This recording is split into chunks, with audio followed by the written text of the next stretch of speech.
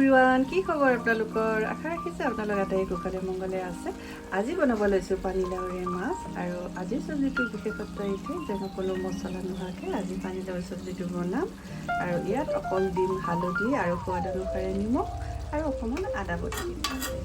এইখিনিতে আপোনালোক জনাই থওঁ যে চব্জিটো বনাইছে মোৰ মিষ্টাৰেহে, মই বনোৱা নাই।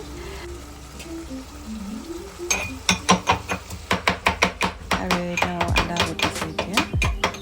তেওঁ আকৌ মাছ মাংস খুব টেষ্টি বনায়।